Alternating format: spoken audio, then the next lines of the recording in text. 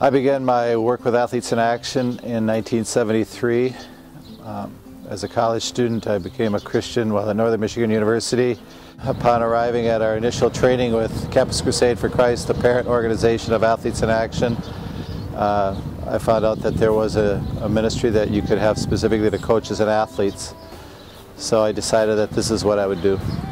In 1987, I took my first international basketball tour with Athletes in Action and realized this is something that I really enjoyed doing, having a ministry to college athletes.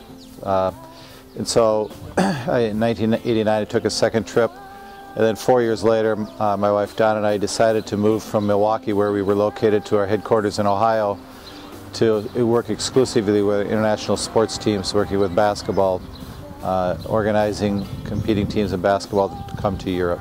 To me, the highlight of this tour has been our Bible studies, where young men have been exposed to the basic tenets of the gospel and learning how to read the scriptures, learning how to study the scriptures, learning how to keep close in a relationship with God, as well as challenging them with specific areas of their life in which they need to come into obedience to Christ.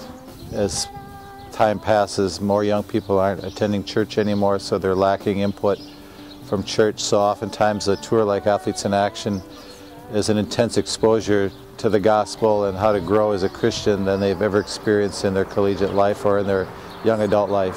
My prayer for each of these players as they return to their campus, they would come to know the great love that Jesus has for them, and as a result of that love they would live a life that's pleasing to God, and as a result of that they would have an influence on others to see those who aren't walking with Christ and who don't believe in God would come to believe in Him and also share the same relationship that they've experienced in their life. In 2006-2007, I met Mike Sigfrids, and in talking to him, it was at a Final Four. I really just had a great feeling about who he was, not just as a person, but as a believer. When you listen to him talk, he's a very calm and a very mild gentleman, but you could tell that there is a burning desire in his heart to serve. And when he started to talk about possibly me being involved with Athletes in Action as a coach, I was more than excited about it. I remember at the Final Four with a good buddy of mine, Adam Ginsberg, talking to Mike, and Mike really didn't ask me at that time if I wanted to coach. But a day later, he called me at my home and said, "Tim, I have been thinking about this and praying about this since I've met you. I'd really like you to coach an Athletes in Action team if you were interested." And funny thing is, when I was on the plane flying back from the Final Four with Adam, I said, "Boy, I hope that man asked me if I could be involved coaching a team. I would love to." And so God worked it all out. And He's worked that relationship out a number of times. This is now my third tour with Mike. And he had called me early in our season at Baylor, and then I had seen him.